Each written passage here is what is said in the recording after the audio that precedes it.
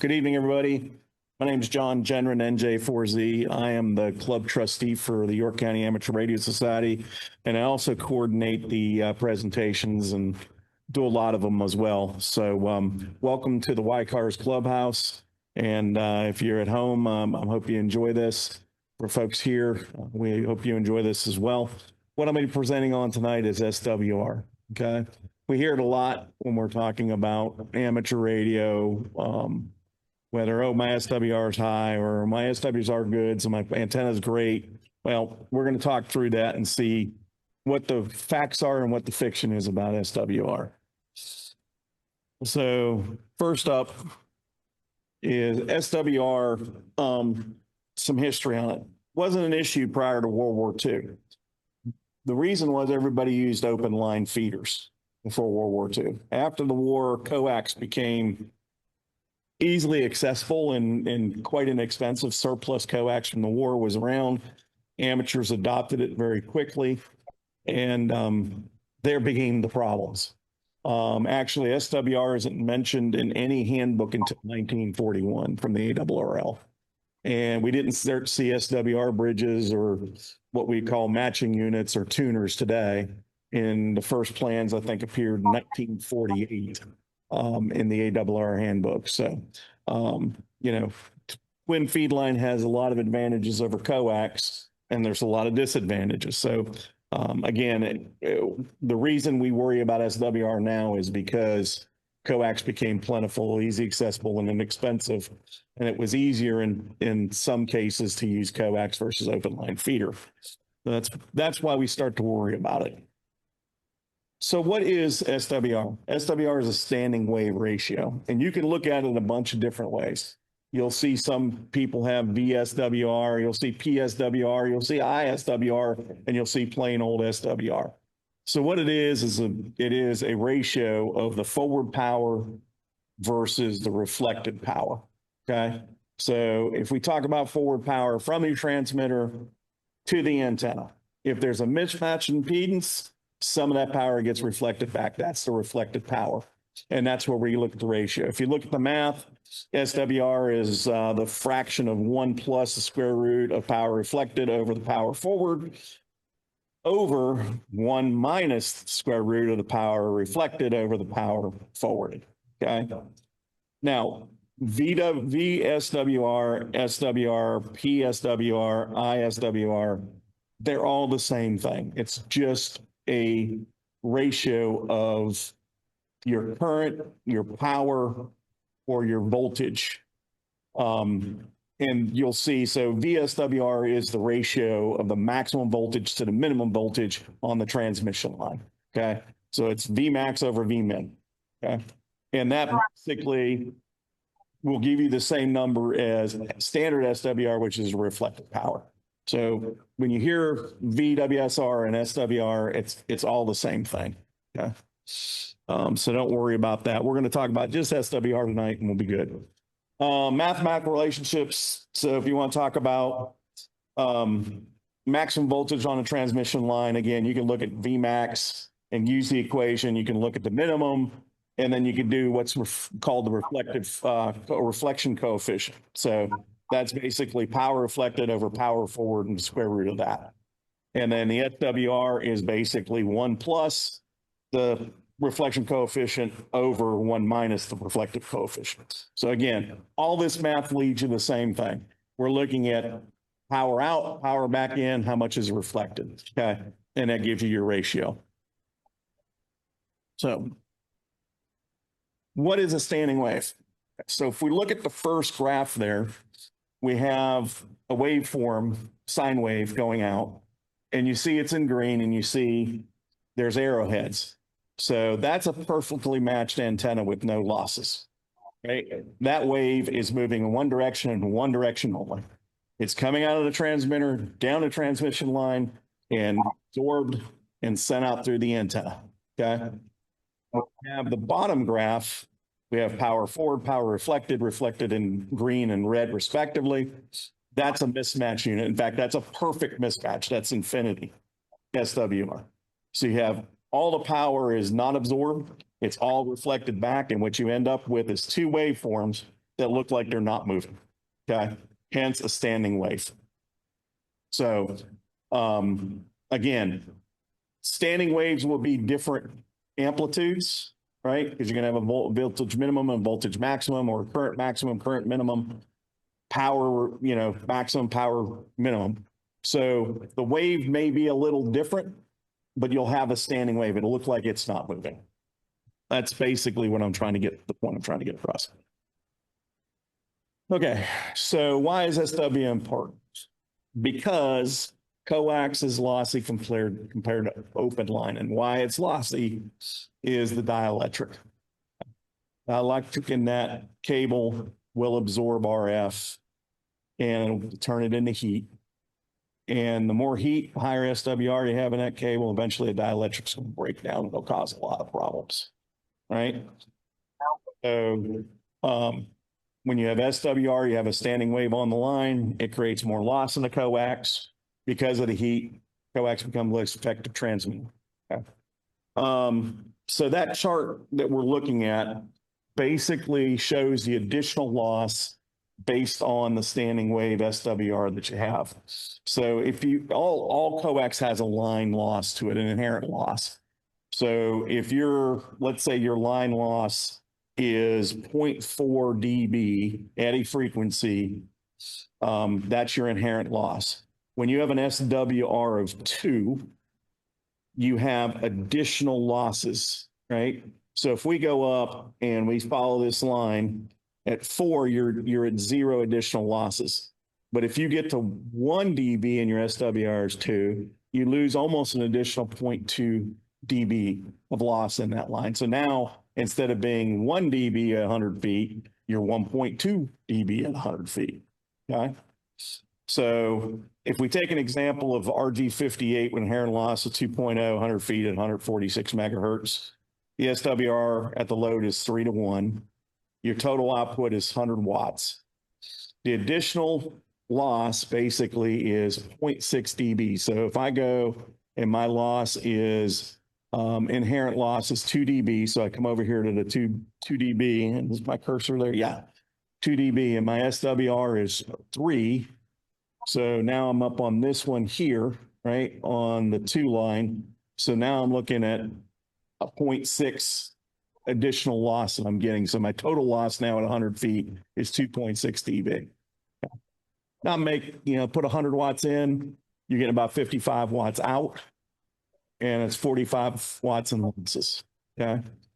If you use better coax, LMR 400, bigger conductor, better for higher frequencies, the inherent loss is 0.7 dB at 100 feet.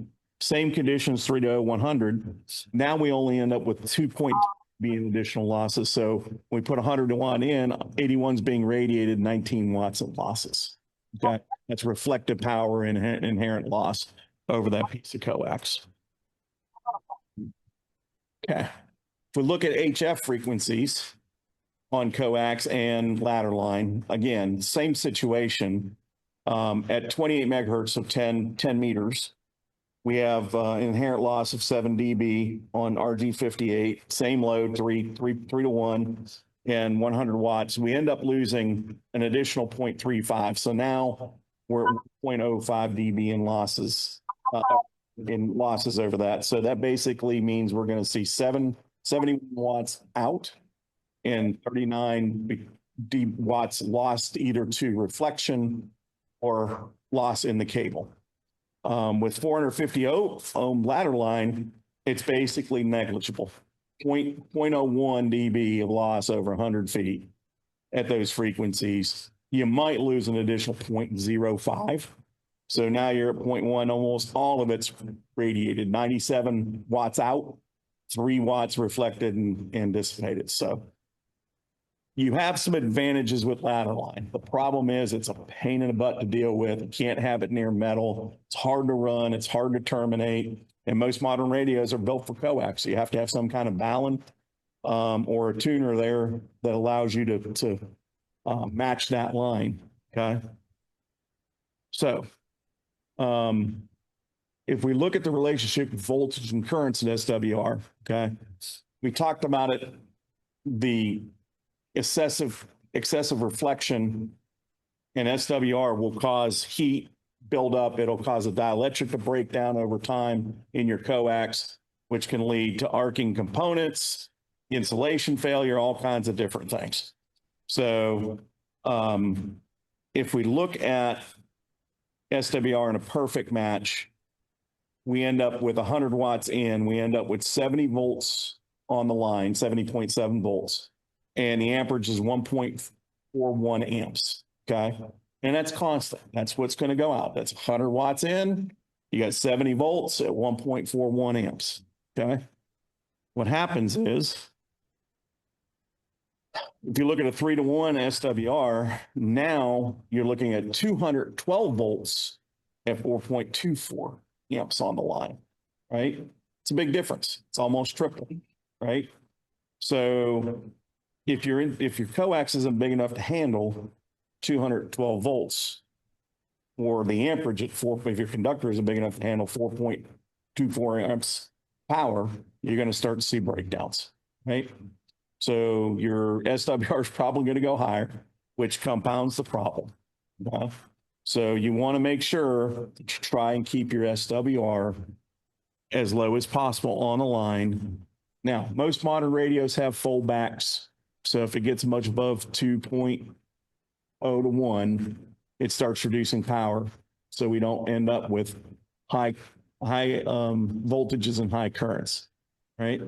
So if you end up with a high voltage, the power isn't really the problem, it's the voltages you're seeing, right? And that voltage comes back, any kind of problem on the back end of the radio, if you didn't have that foldback circuit, those voltages are going to cause arcing. And when you get arcing, then things tend to get ugly quickly. Okay. SWR has limiting values, okay? SWR is never zero. Right? We all have to understand this. SWR is never zero. A perfect match is 1.0 to 1. Right? Maximum SWR is infinite. Right? So basically, when you get 100% of your power reflected back to you, that's infinite. And most meters only show you an SWR of like 10 on them, and that's basically infinite. They're not going to do the calculation. You got a 10 to 1 mismatch. Basically, you're screwed. Start over. Okay. So, but just know that if somebody says their SWR is 0, they're pulling your leg. Okay. Just like to tell you to go find the spray to reduce SWR, because that doesn't exist either. So let's talk about some of the myths. Those were the facts. Let's talk about some of the myths. A low SWR is always good. No. If you match a dummy load, it's a 1.0 to 1 match. So, and dummy load doesn't radiate too well, does it? So, basically, you could have an antenna that's basically a dummy load. A big resistor will give you the same SWR as a perfectly matched tuned antenna. Very lossy coax in long runs presents low SWR, and it does. The losses in the line will eat up the reflected power coming back to you, and it ends up looking like a 1-to-1 match, right? So if you put a 500-foot run RG58 out to your, I guarantee your SWR is going to look like 1-to-1. I mean, it's just the simple fact is the losses going out and the losses coming back on that coax are going to be high enough to match your antenna for you. Now, will it radiate anything? No. So low SWR in that case isn't good either. A vertical with high ground losses can present a low SWR. So that's the case as well. When you get a lot of ground losses on a vertical antenna, it'll get pretty close to 50 ohms in a match, and you can have a low SWR, but the ground losses are eating a lot of your signal up. It's not an efficient antenna. Now, with a good radial system, you should see about 37.5, 36 ohms there. You're going to give or take some reactance out of that. I'm talking about impedance, not just ohmic resistance. But yeah, so those are, SWR does not indicate a good antenna, and neither does resonance to some extent. You can have a resonant antenna, but it may be resonant not in the band you want it for. So, and that's one thing. Yeah, Andre. Put it to not that the tuner knows that the answer I have. No, and let's, People think, oh, somebody's got a tuner, tunes and good to go. right. So when you talk about a matching unit or an antenna tuner, that all depends where the tuner is, right? If your tuner's sitting in your shack behind your radio, so you got a 1 foot piece of coax sitting there, and that 1 foot piece of coax from your radio to the tuner is going to see 50 ohms because your radio's at 50 ohms and your tuner's presenting a load close to 50 ohms. Okay. But the coax from there to the antenna still has the SWR it had, right? So if that SWR is 3-to-1, yeah, you matched it, but you're still getting all those losses compounding out on that piece of coax. Okay. Now, if you tune it at the antenna and you have a short piece of coax, so let's say you have a dipole or some sort of antenna sitting out in the field and you've got a 25-foot piece of coax from the back of the auto tuner, right? That's the only places you're going to see those losses. Once you come through the tuner back to the shack, that's all going to be a 50 ohm match, right? So you're going to have your inherent loss, but you're not going to have the built up losses that you would have over that long piece of coax from the antenna to the tuner. Okay. You just place that tuner out there as close as you can. That's why, if you have, an end-fed wire, it's a lot better to feed that, to have the tuner out at the antenna than it is back at the shack. That'll work, but it's just not as efficient that way because you build up those losses. Okay. If that makes sense. Okay. Next slide is a high SWR is always bad. Well, yeah, no. Okay. This myth has been around for a long time, and I kind of think an SWR indicates a problem. So if your SWR is always the same, right, on the piece antenna, then your antenna is functioning, whatever. I can tell you from experience, I've experienced this on a couple occasions. All of a sudden, I'm in the middle of transmitting, and my SWR goes from, on my tuner, goes from 1.2 to 1.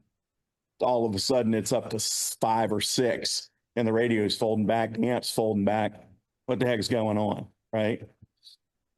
So you hit the tune again, and it tunes it again, and okay, it looks like it's back. Maybe something was affecting it. Well, typically it indicates a problem. Right, feed line could be damaged, balun could be overheating, the antenna wire could be fraying, which I've had happen all 3 of those. Feed line went bad, balun overheated, and also the antenna broke on me. So I've had all 3 of those happen. If you see a change in your SWR from a normal low SWR to a high SWR, that's a problem. And if it tells you that, then it's not bad, right, at that point in time. The other part of that is a double ZEP antenna connected with 50 ohm, 450 ohm feed line will show you an SWR of 10-to-1. But since that feed line is lossless, you can tune it back in the shack and you're still going to radiate power, right? Because you're not having the inherent losses that you would have at a 10-to-1 SWR. So take it for what it's worth. A high SWR sometimes is a good thing, right? It can alert you to a problem, and some antennas will operate on an SWR very efficiently.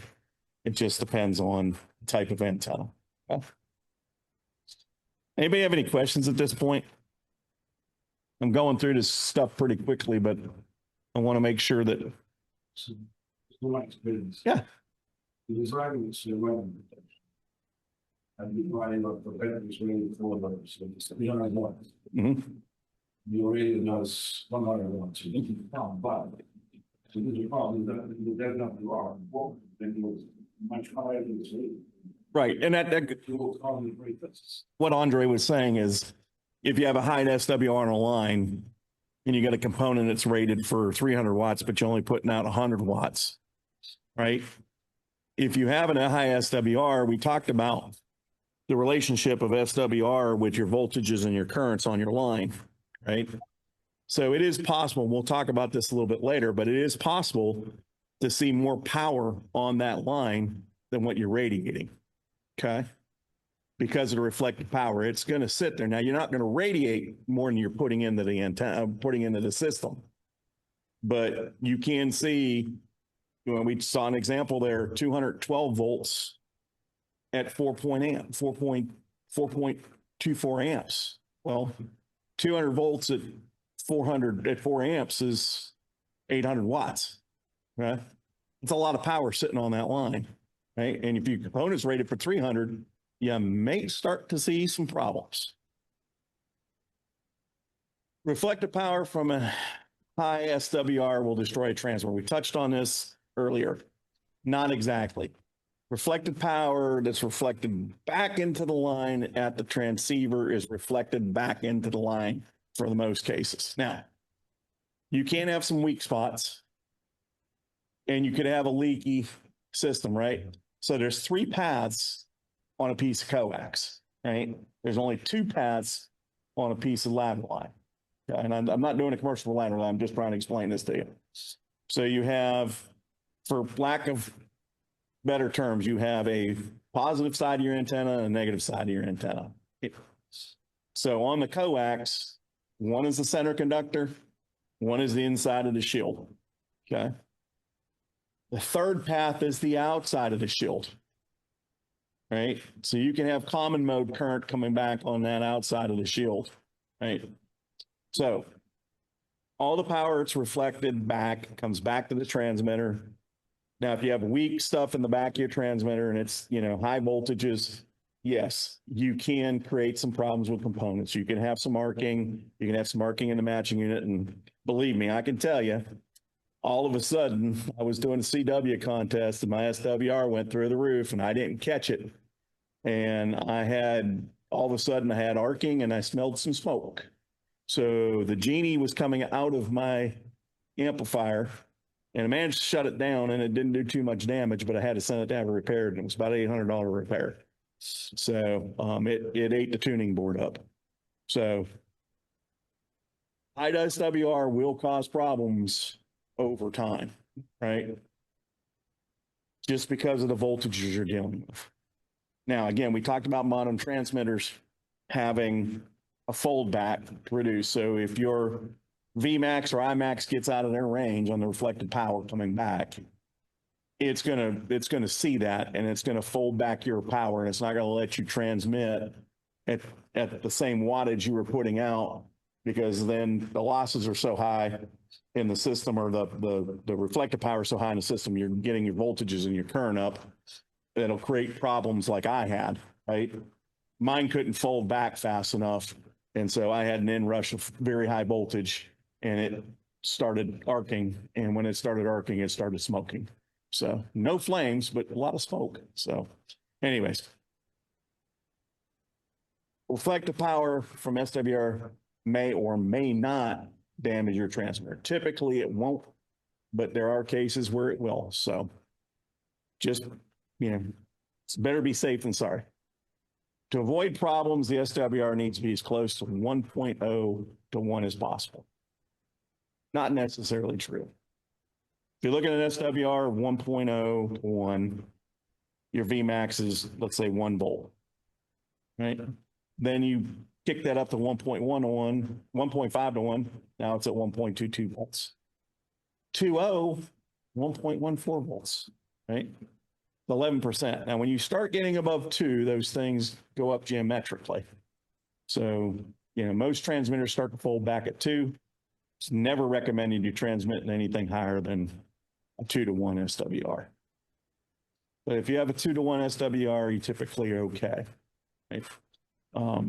Again, never hurts if you've got a tuner, polish it off. Just remember, if it's an internal tuner to the radio or it's on the back of the radio, you're still seeing it as same SWR on your transmission line.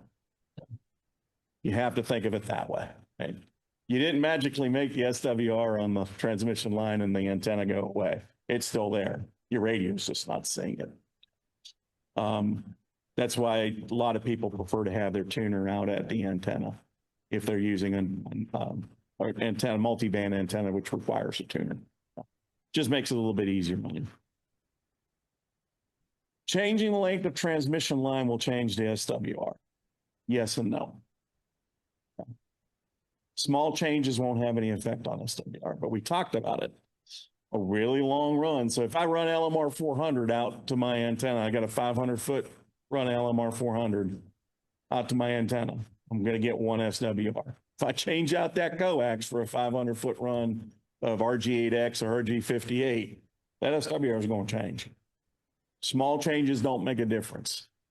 Lossy long runs of coax will make a difference. Right? So it depends on how you make that change.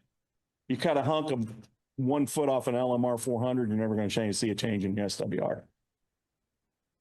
You take 500-foot piece of LMR 400 and exchange it for a lossy coax, the SWR is going to look a hell of a lot better than what it was because of the internal losses there.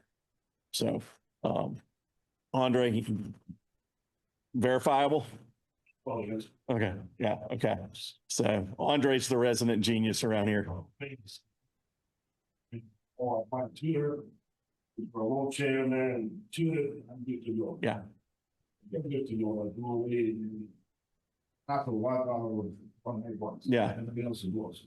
Well, we're gonna show some of that's true and some of that's not true, but number 6, the reflected power in the system adds to the transmitted output of the antenna.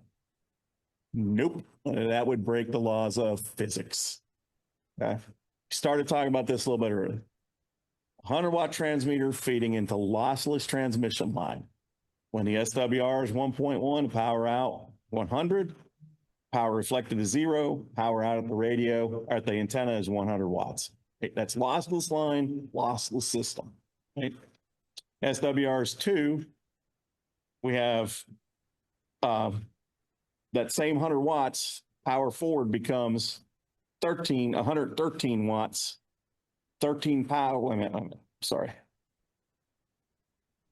Power forward becomes 100, when we take 100 watts in and it's reflected back, you get power forward of 113 watts, power reflected of 13 watts, and power out of 100 watts. Okay? Still 100 watts out. 5 SWR, power forward now on the line's 180 watts. 80 watts is reflected back, power out, still 100 watts. Right? I've only got 100 watts going in the system. Now my line has got a lot more power sitting on it, right? So if I put 100 watts into a system with an SWR of 10, my line power, right? The sum of the line power reflected and the forward is now 303 watts, okay? And that's the math relationship. Voltage and current increase. 203 of that's reflected back to the transmitter. 100 watts goes out. Okay. So we're just going to talk about in a real world example. 1.8 megahertz, so down on 160, 100 watts into the antenna, 65 feet RG8, not RG8X, RG8. The inherent loss on that frequency is 0.17 dB and per 100 feet, and we got an SWR of 3.1. Okay. The minute you hit the key, 100 watts goes out, 96 reaches the antenna in about 100 nanoseconds. 25% of that is reflected back. So 24 watts is going back, 75 watts is transmitted. Okay, or 72 watts, 75% of it. The reflected power goes back to the transmitter and goes forward with the additional 100 watts, right? Some of it's absorbed into the system. Now I have 123 watts going forward.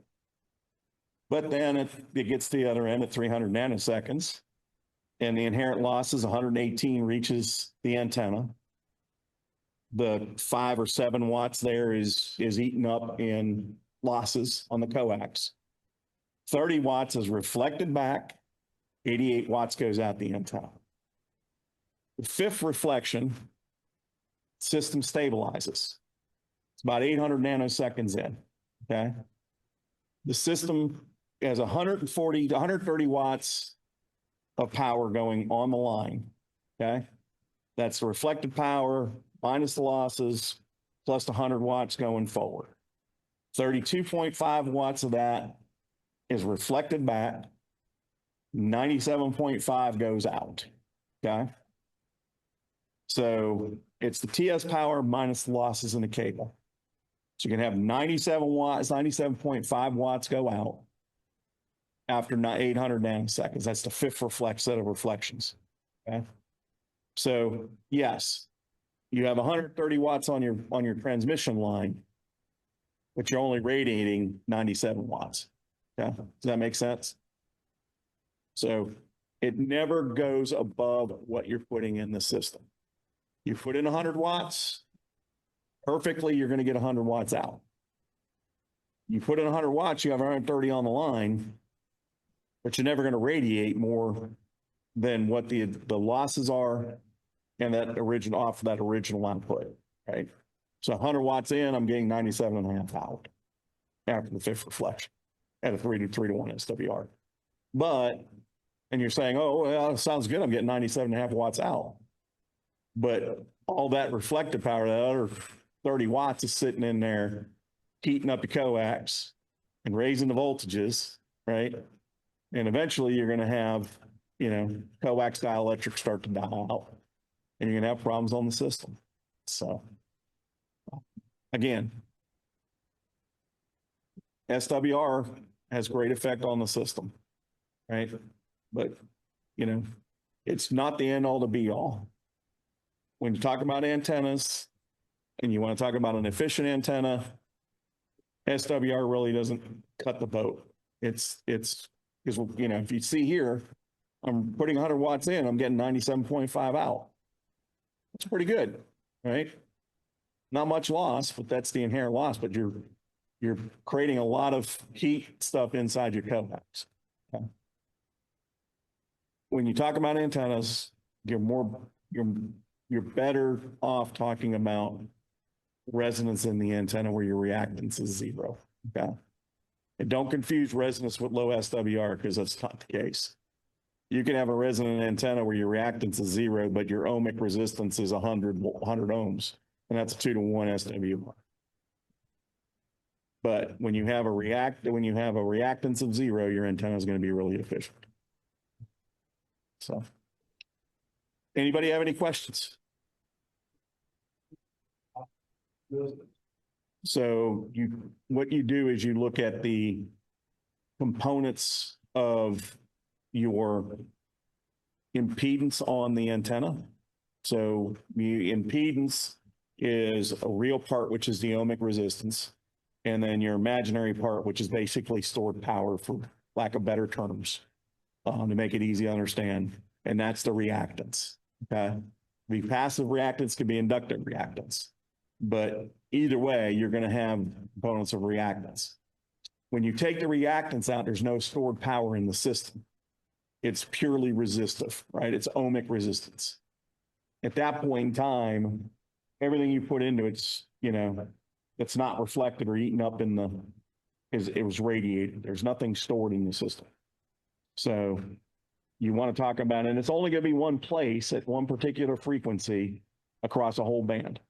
So if you cut, like I cut a piece of coax yesterday for a kit I sold at 10.125 megahertz, right?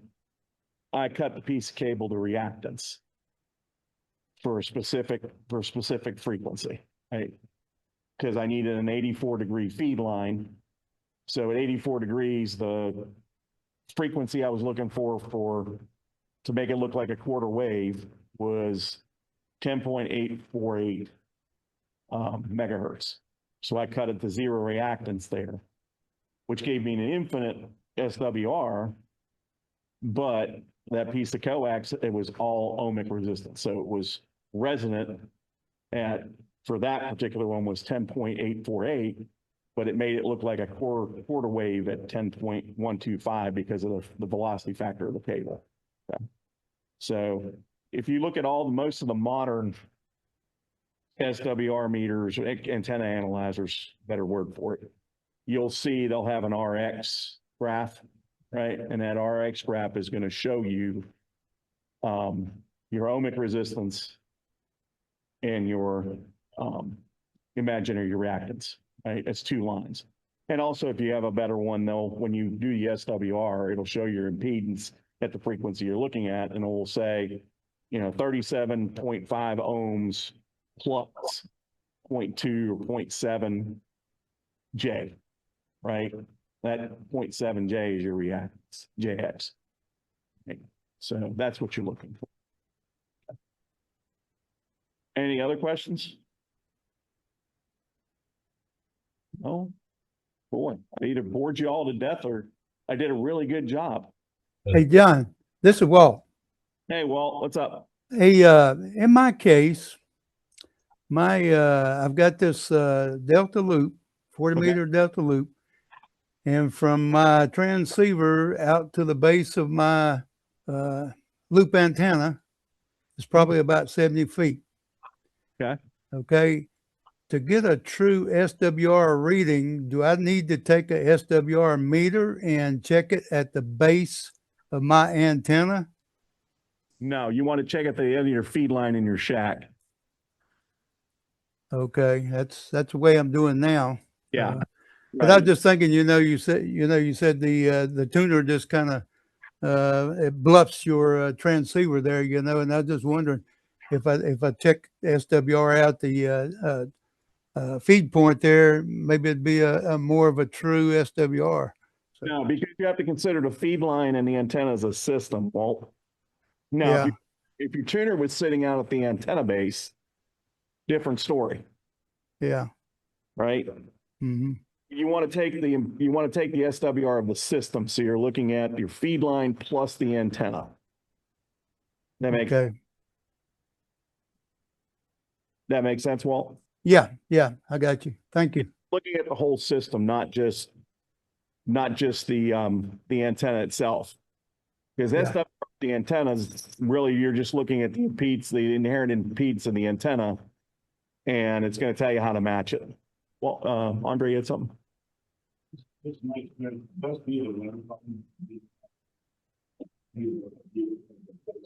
Sure.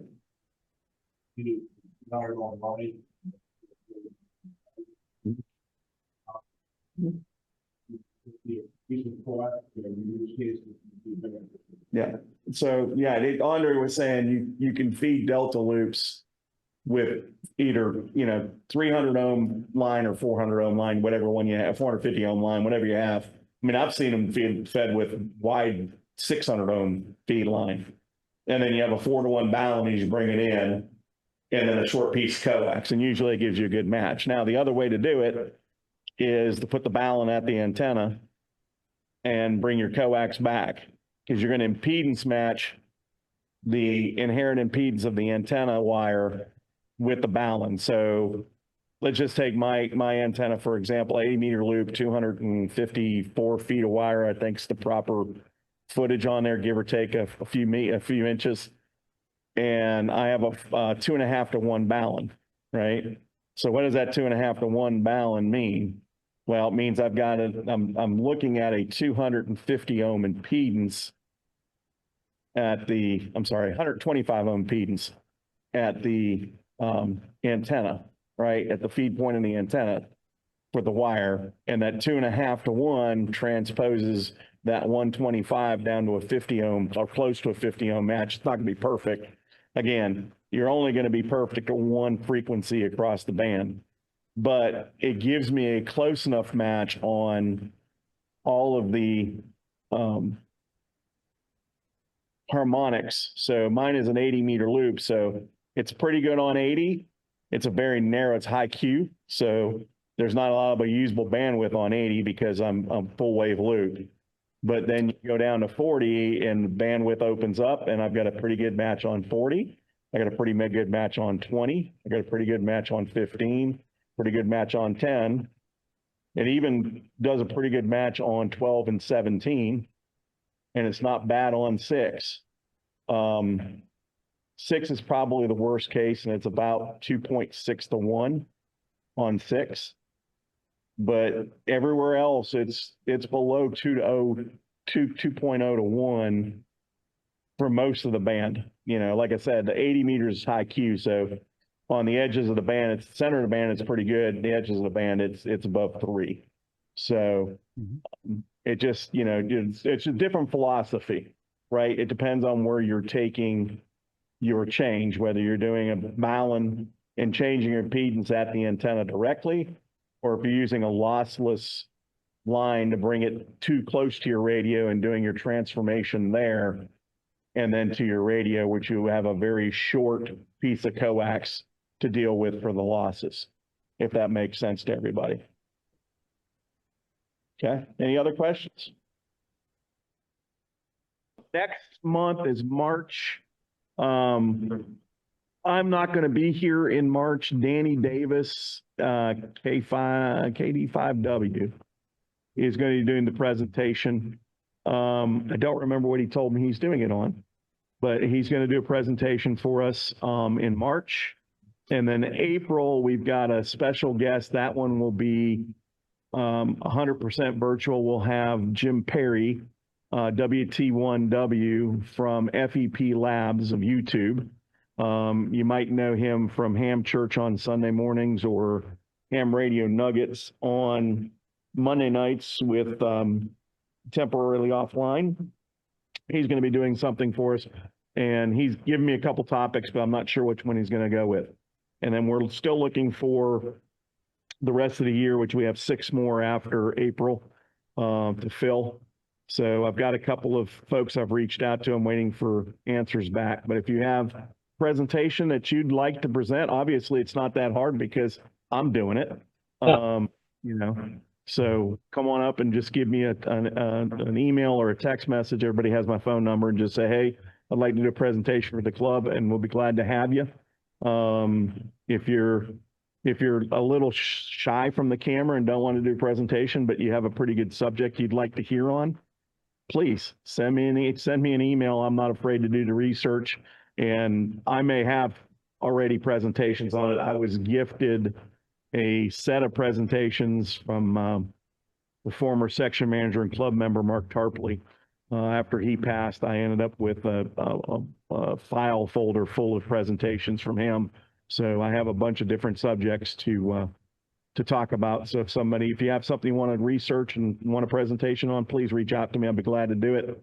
Again, I'd be glad to have you do it. And if you have a suggestion, somebody on YouTube that you saw and you'd like to maybe see if they'll do a presentation for the club, just send me the name and I'll reach out. Or if you feel comfortable, reach out to them and ask them they do it. Just put them in touch with me. So that's all I've got. So everybody have a good evening, and we'll say 7-3 from the Whitehurst Clubhouse.